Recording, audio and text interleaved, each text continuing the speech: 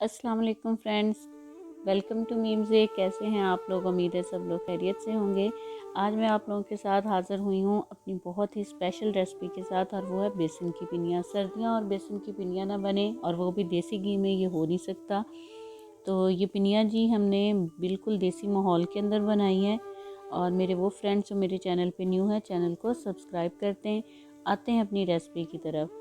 तो इसके लिए हमें चाहिए बेसन 1.5 kg, और इसको जिस तरह आटा गूंदते हैं पानी के साथ, इसको हमने गूंद लेना है। और ये देखें, जैसे मैंने इसकी डो बना ली है। अब इसकी ज़रा मोटी मोटी सी हमने ये रोटियां बना लेनी है छोटे साइज़ के अंदर। और देसी घी लेना है हमने 3 से 4 कप, क्योंकि 1.5 kg जो है वो बेसन है, तो इसके अंदर आलमोस्ट 1.5 kg ही घी जो है वो इस्तेमाल हो जाएगा। 4 कप हमने घी लिया, और उसके अंदर अब हम इनको फ्राई कर रहे हैं। और इनको अब हमने तब तक फ्राई करना है जब तक इनके ऊपर ज़रा गोल्डन सा कलर अच्छा सा नहीं आ जाता।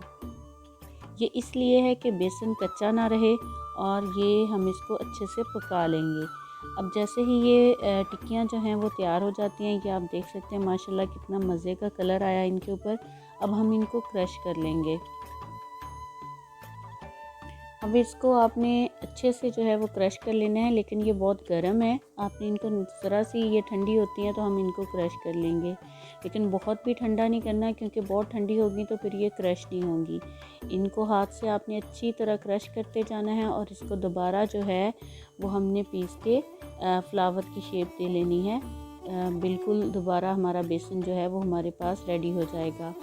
लेकिन जब हम इसको पीसेंगे तो इसको हम स्ट्रेनर के साथ जो है वो छान लेते हैं। और जो बाकी इसकी रिमेनिंग बचेगी उसको आपने ग्राइंडर के अंदर डाल के जो है वो पीस लेना है, या फिर और बिल्कुल देसी चीज़ कुंडी डंडा भी इस्तेमाल कर सकते हैं। और लेकिन हमारा मकसद जो है कि वो हमने इसको बिल्कुल पीस के बारीक दोबारा आटे की शक्ल दे लेनी है। ये जी हो चुका है रेडी। इसी तरह अब हमने सारी जितना भी बेसन था हमारा, उसको इसी तरह उसकी टिक्कियाँ बना के इसको जो है वो क्रश करते जाना है, और इसको दोबारा फ्लावर की शेप दे लेनी है।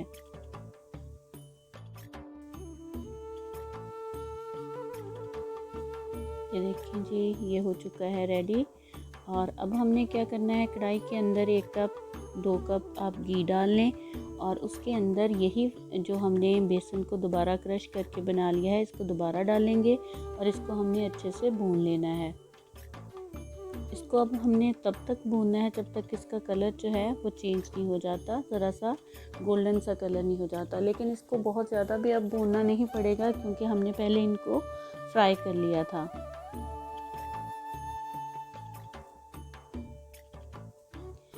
अब आपने इसको भूनते जाना है, और जैसे ही इसका कलर जो है वो ज़रा सा चेंज होगा तो अब हम इसको निकाल लेंगे।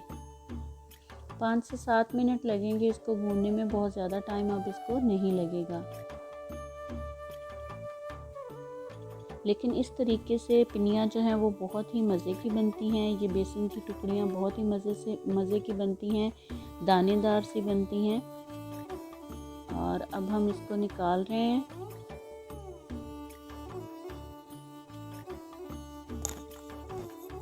अब मैंने बादाम लिए हैं आलमोस्ट 1/2 kg, और उनको मैं क्रश कर रही हूँ। आप कोई भी जो आपको ड्राई फ्रूट पसंद हो वो आप उसके अंदर जो है वो डाल सकते हैं।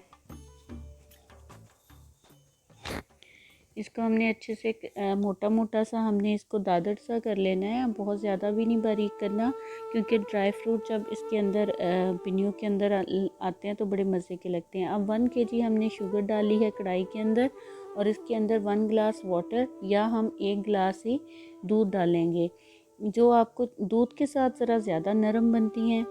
और अब जो है वो बाकी, अब आंच ज़रा तेज़ कर लेंगे, और इसको हम अपनी चीनी को जो है, ये जो हमने मटेरियल इसमें डाला है, इसको उस वक्त तक पकाएंगे जब तक इसके ऊपर बबल नहीं आ जाते, और ये पूरी चीनी जो है वो मेल्ट नहीं हो जाती। ये चाश बन जाएगी हमारी, तो हमारी आलमोस्ट पिनिया जो है वो रेडी होने के करीब होंगी। अब जो है वो आंच थोड़ी कम है, तो हम और ज़रा तेज़ कर लेते हैं। ये देखें जी, इसके ऊपर बबल आ गए हैं। ببل آ گئے ہیں تو اب ہم نے کیا کرنا ہے، ہم نے اس کے اندر گھی ڈالنا ہے، اور گھی جو ہے وہ اب جتنا بھی ہمارے پاس باقی بچا ہے گھی وہ ہم اس کے اندر ڈال دیں گے۔ 1.5 kg ہم نے گھی لیا تھا، تو کچھ تو ہم نے فرائی کرنے کے اندر استعمال کر لیا اور کچھ کے اندر ہم نے اس کو دوبارہ سے بھون لیا تھا، اور باقی جو بچا ہے اس کے وہ اب ہم اس کے اندر ایڈ کر رہے ہیں۔ اب جو کرش کیے ہوئے بادام تھے وہ بھی ڈال دیے ہیں۔ اب پروسیس آ گیا ہے، اب یہ وہ ٹائم ہے کہ جب ہم نے اس کی چیکنگ کرنی ہے۔ یہ دیکھیں جی، ہم اس کو چیک کریں، ابھی یہ رننگ فارم کے اندر ہے۔ جب ہم دوبارہ اس کو چیک کریں گے 2 منٹ کے بعد، تو یہ دیکھیں اب سٹے کر رہا ہے۔ جیسے ہی ڈراپ سٹے کرنا شروع کر دے تو اٹ مینس کہ یہ ڈن ہے۔ اب ہم کیا کریں گے، اس کو فلیم بند کر دیں گے، اس کو نیچے اتار لیں گے چولہے سے، اور اس کے اندر اب ہم نے بیسن ڈال دینا ہے۔ یہ جو بنا ہوا بیسن تھا یہ سارا ہم اس کے اندر ایڈ کر دیں گے اور اس کو اچھے سے مکس کر لیں گے۔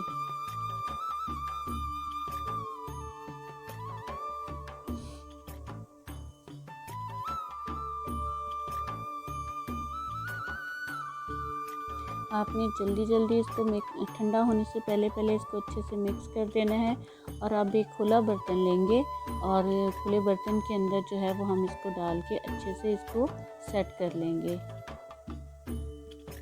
یہ دیکھیں میں نے ایک پرات لی ہے، ایک ٹرے لی ہے، کھلا برتن لیا ہے، اب اس کے اندر جو ہے اس کو ڈال کے اچھے سے سیٹنگ اس کی کر دیں گے، اور اس کو 2 سے 3 گھنٹے کے لیے ریسٹ دے دیں گے، اور بعد میں ہم اس کی ٹکڑیاں کٹ کر لیں گے، یا پھر آپ اس کے لڈو بھی بنا سکتے ہیں اور پنیاں بنا سکتے ہیں۔ یہ دیکھیں جی، اب ہم نے اس کو کٹ کر لیا ہے، بہت ہی مزے کا بیسن تیار ہوا ہے الحمدللہ۔ آپ بھی بنائیں تو انشاءاللہ آپ کو ریسپی بہت پسند آئے گی۔ پلیز چینل کو لائک کرنا مت بھولیے گا، شیئر کرنا مت بھولیے گا ریسپی کو، اور سبسکرائب کرنا مت بھولیے گا۔ اپنا بہت سارا خیال رکھیے گا۔ اللہ حافظ۔